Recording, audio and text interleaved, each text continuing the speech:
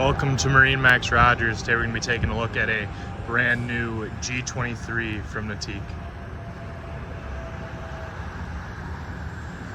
Stepping aboard this gorgeous G23, I like to point out some of my favorite features, starting with the ballast tanks that are all sub-floor in the G series, allowing you to retain all of your storage in these compartments. Also have the step in the walkthrough. This boat has also been optioned with the stern thruster. With just the press of 2 buttons, you're able to really control the boat in tight quarters, making it a lot easier to navigate and park. JL audio throughout, wireless phone chargers, and then a filler cushion up in the bow, as well as retractable armrests up front.